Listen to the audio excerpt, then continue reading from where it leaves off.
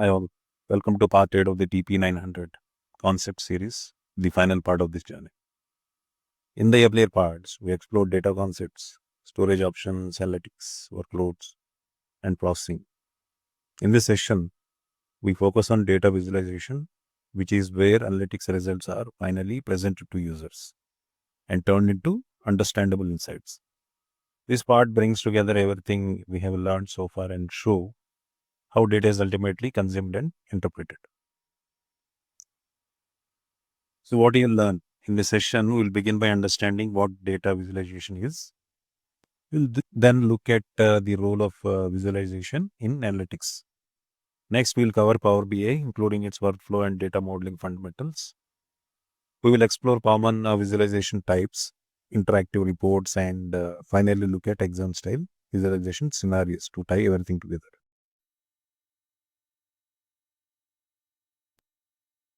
So, what is the data visualization? Data visualization is the visual representation of data. So instead of working with raw data, numbers or tables, visualization helps us see trends, patterns, and outliers. So it simplifies large or complex data sets, making information easier to understand. Overall, data visualization supports data-driven decision making by clearly communicating insights. So what's the role of data visualization in analytics? So data visualization is the final step in an analytics workflow. So after data is ingested, stored, and processed, visualization kicks in, converts the results into visual and actionable formats. So these visuals are consumed by business users and analysts, not just technical teams. So visualization is typically delivered through reports and dashboards, so which summarizes key insights clearly.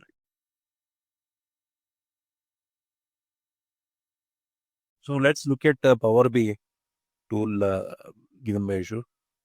So Power BI is Microsoft's data visualization and business intelligence tool. So it is used to create interactive reports and dashboards. So the Power BI workflow usually starts in Power BI desktop, where data is imported, combined, modeled, and reports are created. So once ready, reports are published to the Power BI service, where they can be shared, refreshed on a schedule, and grouped into dashboards. So data modeling is a key part of the Power BI. So analytical models are built using related tables. So fact tables store numeric measures such as sales or quantities. Dimension tables provide descriptive context like product, customer, or time. So relationships connect fact and dimension tables, and star or snowflake schemas help improve reporting performance and clarity. So what are the common data visualizations? Power BI provides many built-in visualization types. So tables and matrices display detailed data. Bar and column charts are used to compare values across categories. And line charts show trends over time. Pie charts represent proportions of a whole. Scatter plots show relationships between numeric values. And maps are used for geographic analysis. Cards and KPIs highlight key metrics at a glance.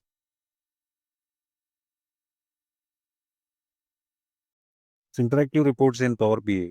One of the Power BI's key strengths is interactivity. So visuals on a report can interact with each other. So selecting data in one visual automatically filters or updates other visuals. This allows user to explore data dynamically rather than relying on static reports. So interactive reports make it easier to uncover patterns and insights.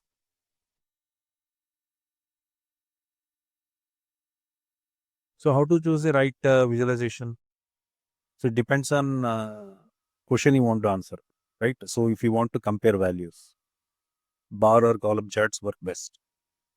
And if you want to show trends over time, line charts are ideal.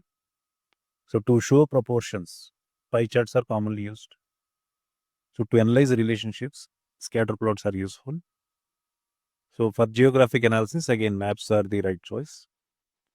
So, and to highlight any key metrics, right? So cards or KP visuals are most effective.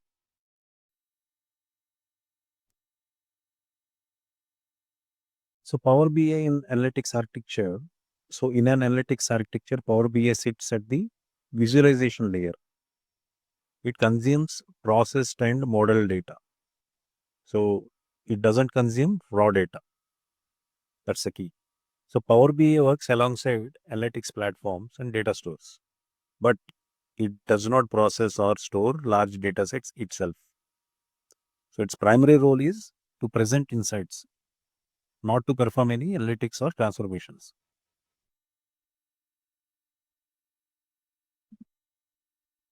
So in DP-900 exam questions, Power BI is the correct answer whenever the requirement is to present data visually. Right? For example, when users need dashboards to monitor business metrics, when stakeholders want interactive reports, when the question mentions visual insights, charts, or KPIs, or when the goal is to share insights with business users. So if the requirement talks about storing data, processing large volumes, or transforming data, then Power BI is not the right choice. Okay, so Power BI comes after data has already been ingested, stored, and processed. So to get comfortable with these scenarios, I strongly recommend practicing real-time practice questions. Okay, so I have recently uploaded DP-900 practice tests on YouTube. So there is a playlist. So you can go through those questions, understand, right? There are some Power BI questions as well in those which I covered. Okay, so those questions you can try out as well.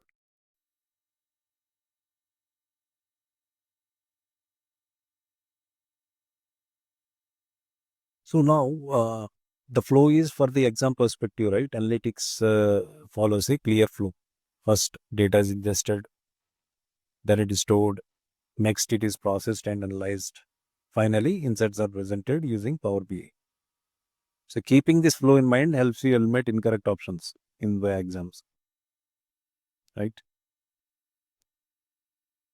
So here are the key takeaways. Data visualization turns data into clear, usable insights. Power BI plays a central role in presenting analytics results. Good data models improve both performance and clarity. Interactive visuals enhance analysis and decision making. So with this video, we have completed the entire DP-900 concept series. That's at a high level, right? Which is required for the DP-900 exam. We didn't go in depth on any of these topics. So here we have covered everything, right? From core data concepts to analytics and visualization. Okay, so now I think it's the right time you move into practice tests, try them out, and then you'll be ready for the exam. Thank you. All the best.